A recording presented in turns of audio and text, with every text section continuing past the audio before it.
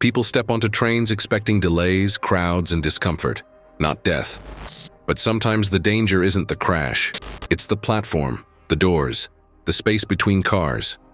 These are the worst train deaths ever recorded, where ordinary commutes ended in violent, irreversible seconds no one saw coming.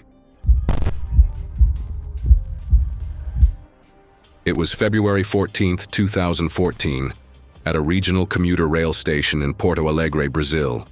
Morning rush hour packed workers shoulder to shoulder along a narrow concrete platform. Trains cycled in and out with little pause.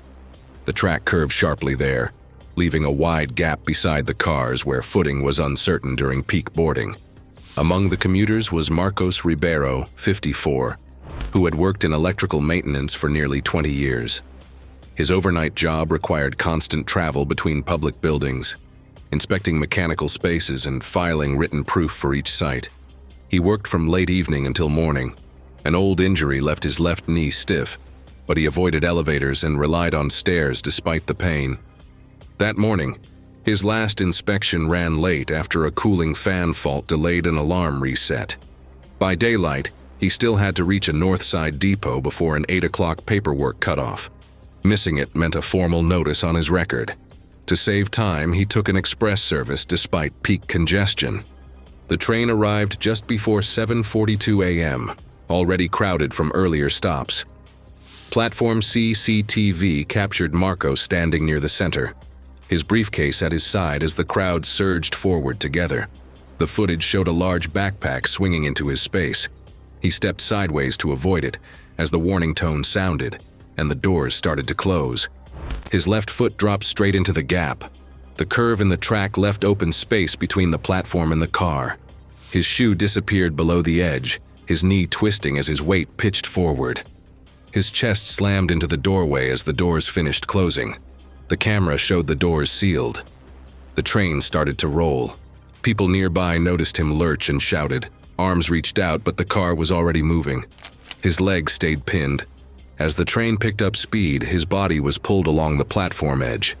His trapped leg was crushed between steel and concrete. The bone in his thigh snapped, the hip shattered, and each strike drove his body hard against the platform. The impacts folded his chest inward. Blood streaked along the edge in a widening smear. Commuters screamed, backed away, covered their mouths, and several phones came up as the train kept moving. The dragging jolt sent vibrations through the cars and into the controls. Power to the track was cut after abnormal vibration was detected. The security footage showed the train slowing to a stop farther down the platform. An emergency call was logged at 7:42 a.m., and responders arrived minutes later. Paramedics reached the platform before 8. Marcos was pronounced dead at 8:01 a.m. The area was closed for several hours while investigators reviewed footage, marked distances, and documented the scene. The postmortem listed massive blunt force trauma as the cause of death. The left leg was destroyed below the hip, the chest collapsed, and internal bleeding caused rapid loss of consciousness. Death occurred before the train fully stopped. Investigators reviewed camera footage frame by frame. Months later, warning markings were added at curved platforms. Marcos's briefcase was returned to his wife, containing signed inspection sheets never submitted. It was July 22, 2016, in a high mountain pass in the eastern Swiss Alps, Switzerland. That afternoon, a regional Regio train pulling older Einheitswagen carriages wound through alpine meadows and rock cuts, entering short tunnels where darkness snapped shut and exits burst with light, drawing passengers toward open windows to photograph the sudden views outside. That morning, Lena Hoffmann, 27, was traveling alone through the Alps, moving from station to station with a camera and notebooks, drawn to older mountain rail lines most tourists overlooked. Her studies focused on how tunnels had been carved into solid rock decades earlier, often leaving only minimal clearance for passing trains. Warning markers showed those limits clearly, but on scenic routes, passengers still leaned out of windows, relying on routine more than the signs. That afternoon, Lena boarded a midday departure and stood near an open window in the second car. The train carried over 100 passengers, many holding phones or cameras. Weather conditions were clear, and visibility was high. As the train slowed along a scenic stretch overlooking a glacier-fed valley, several passengers leaned outward slightly to take pictures. The train continued at a reduced but steady speed, typical for that section of track. Several minutes later, the train entered a short tunnel cut straight through rock. The carriage went dark as the walls closed in. A small sticker above the window warned in 4 languages not to lean outside, but her focus remained fixed on the tunnel exit ahead. She aimed toward the tunnel exit, waiting for the light to break through. The train held its normal speed. As the train burst out of the tunnel, her head hit a steel clearance gauge mounted to the tunnel wall. The metal jutted out only slightly, but it was directly in line with where she was leaning. The strike landed at the base of her skull. The impact snapped her neck instantly, tearing through the cervical spine at the second vertebra. Her body snapped backward into the aisle as blood sprayed across the window and nearby seats. Passengers screamed as her body collapsed to the floor, captured on several passengers' phones. Nearby, passengers recoiled and moved away from the area. Several pressed emergency buttons inside the car. The conductor was alerted within moments by visible distress and reports coming through the internal system. The train continued briefly before the brakes were applied, and it came to a stop on a straight section of track. Emergency services were notified immediately. Responders arrived by air due to the terrain and confirmed death at the scene.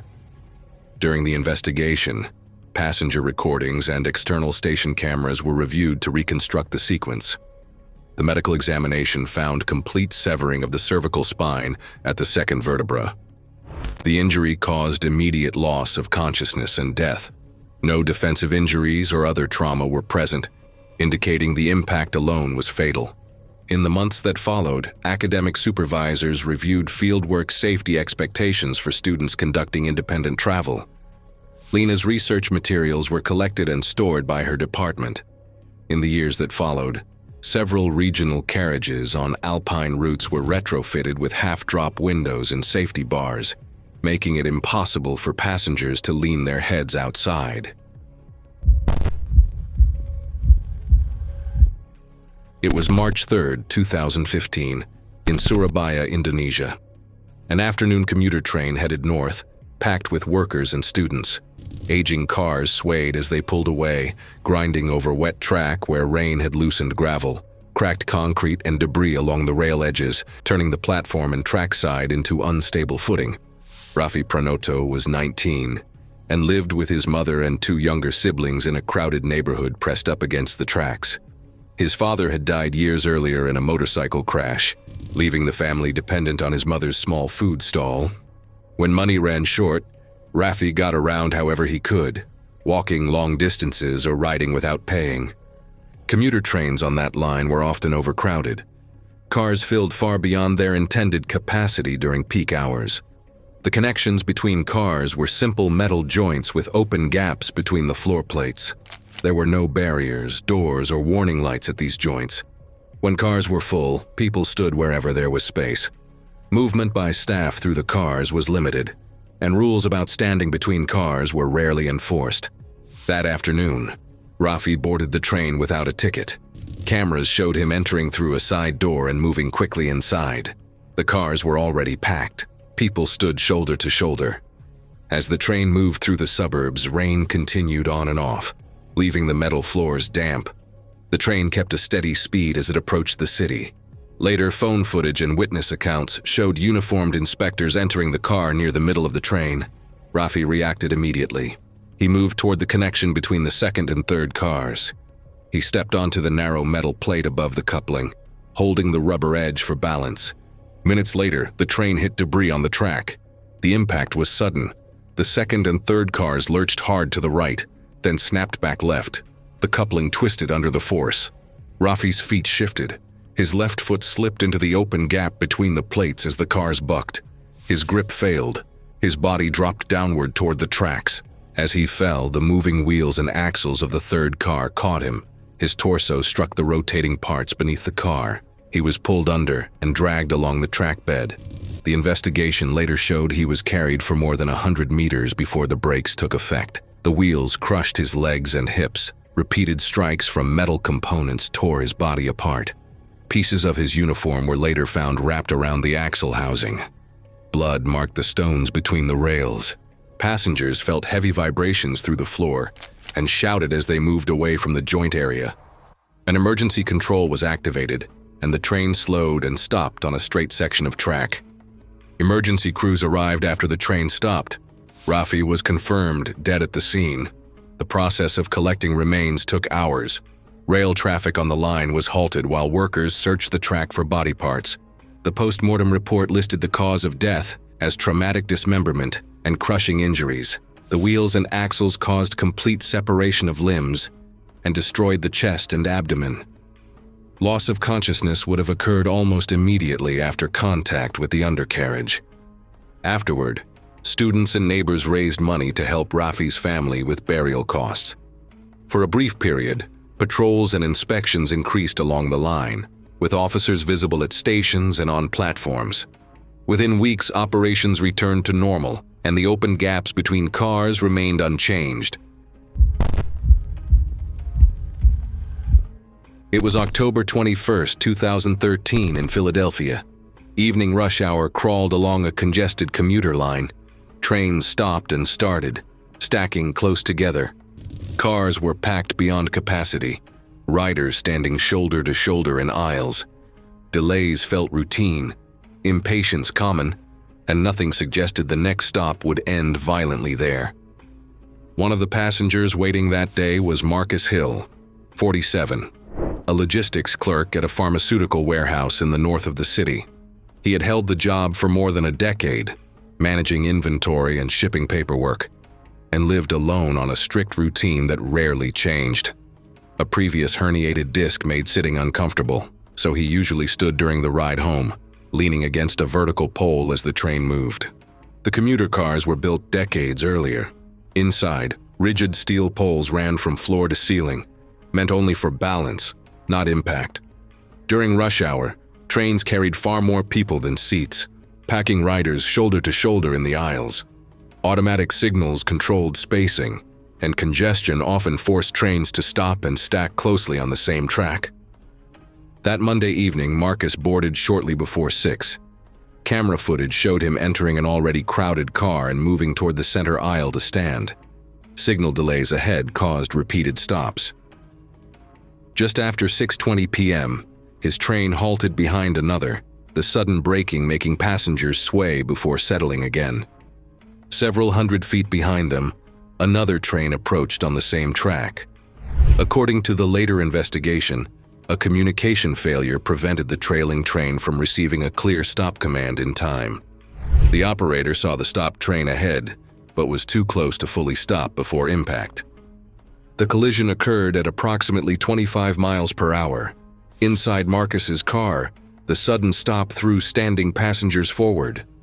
Marcus's body continued moving as the train abruptly decelerated. He was propelled headfirst into the steel support pole in front of him. The impact snapped his head backward sharply. The force fractured the upper bones of his neck, severing the spinal cord. He collapsed straight down to the floor without any visible movement. Other passengers were thrown forward at the same instant. Several lost their balance and crashed into Marcus from behind, collapsing into a pile around the pole. Shouts filled the car as people struggled to stand, some holding injured arms or bleeding faces. Marcus lay motionless on the floor. No one attempted to help him. Emergency calls were made while the train remained stopped, and passengers waited until medical responders arrived and took control. First responders arrived minutes later and accessed the car once it was safe to do so. Marcus was pronounced dead at the scene. The train remained stationary for an extended period while passengers were evacuated, and investigators documented the interior.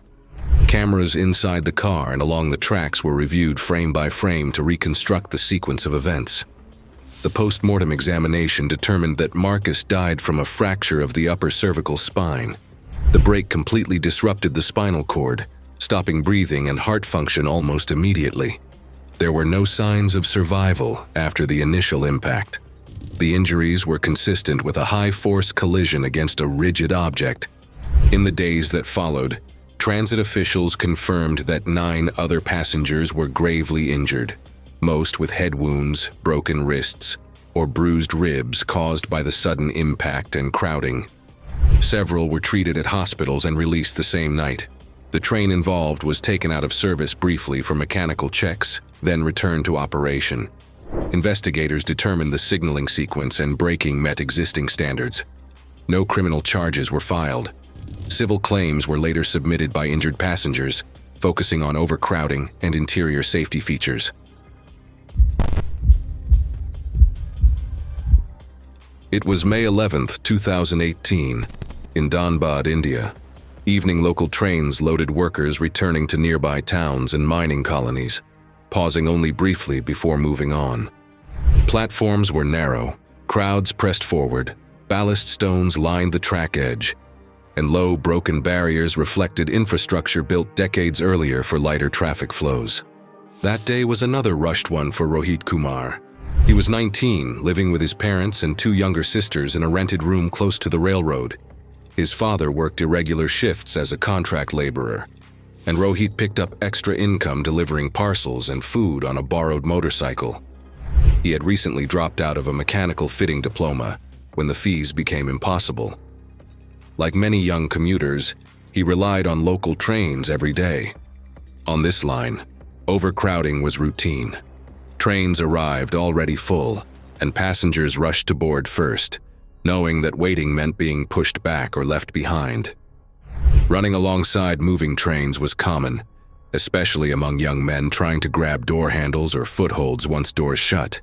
It was risky, but it happened openly. Enforcement was inconsistent, and the practice had become normalized during rush hours. The trains did not surge forward immediately. They accelerated gradually, reaching a fast walking pace within the first stretch after leaving the platform. Exterior door frames, ladder brackets, and maintenance grips provided places to hold on.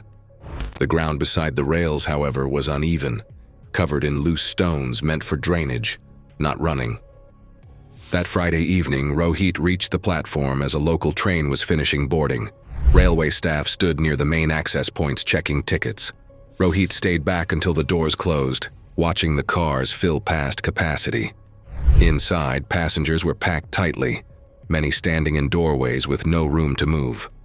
As the final door was pushed shut from inside and the train began to roll, Rohit moved toward the rear section. Several others started running at the same time. Shouts echoed as people sprinted along the platform edge, each trying to grab on before the train picked up more speed. At 6:18 p.m., the train cleared the platform and continued forward. Rohit ran alongside the third car, matching its pace for several seconds. He reached out and caught the vertical grab bar beside the door with his right hand. As he tried to pull himself closer, his left foot struck loose ballast and slipped. His body pitched forward while his hand stayed locked to the moving train. He fell toward the track bed as the train kept moving.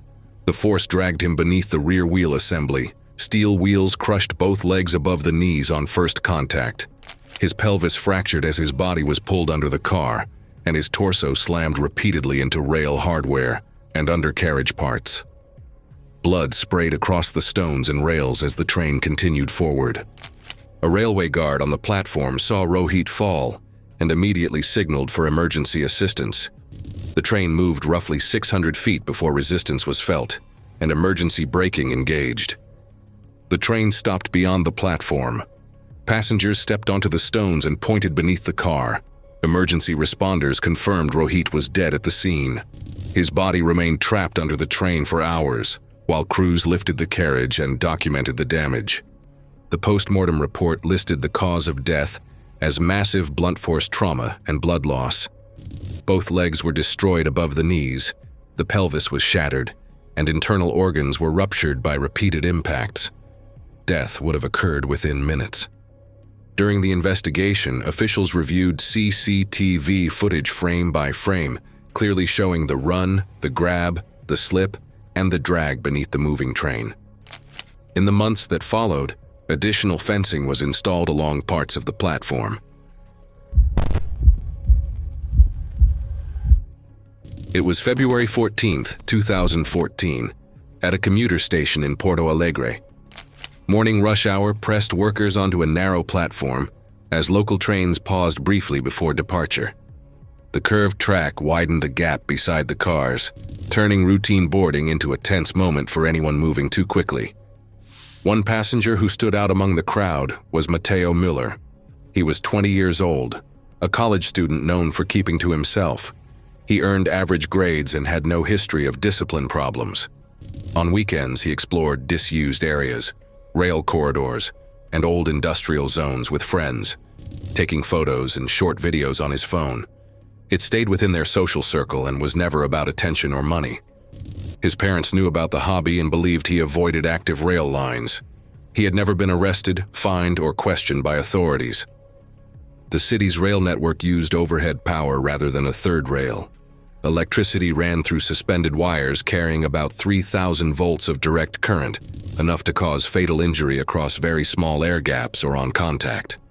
Rail workers were trained to keep their distance, knowing even brief proximity could be fatal. The wire typically hung just over a meter above the roofs of stopped train cars. That afternoon, Matteo met 3 friends at the end of the line to photograph painted walls near the tracks. The train scheduled to depart next remained stationary due to congestion ahead. According to later review of surveillance footage, the group waited several minutes as other passengers stood nearby. No staff were visible on the platform. The train doors stayed closed and routine delay notices played over speakers. Matteo noticed metal fixtures along the side of the train that could be used as footholds. While his friends remained on the platform, he climbed using cable housings and ventilation grills intended only for maintenance access. A fixed camera at the far end of the platform recorded him pulling himself onto the roof. He straightened up and walked toward the center of the car, where the overhead wire ran directly above, parallel to the train. He stopped and stood upright. The footage showed him lifting both arms, as if posing. His right hand rose toward the wire. Later measurements placed his hand only a few centimeters from the wire. As his fingers brushed the energized line, a sudden white flash filled the frame, followed by a sharp cracking sound. The current entered through his raised hand and passed through his body to the metal roof beneath his feet. The surge disrupted his heart rhythm instantly. His muscles locked, and he dropped backward where he stood. Smoke rose from his clothing as the heat scorched fabric and skin. The force did not throw him from the roof. He remained motionless where he fell. Passengers reacted seconds later. The driver cut power and emergency services were called within minutes, confirmed by logs. Responders waited for the line to be grounded before accessing the roof. Matteo was pronounced dead at the scene. The platform was closed. The post-mortem ruled electrocution the cause of death, noting cardiac arrest within seconds and extensive burns along the hand-to-torso current path. Investigators reviewed multiple platform and train cameras, finding no interference and no equipment failure. The death was classified accidental, caused by proximity to an energized overhead line. In the weeks after, his school held mandatory safety briefings as clips circulated among students, and transit authorities added new high-voltage warning signs at several terminal platforms across the city transit network. Thanks for watching. If you like these stories, click here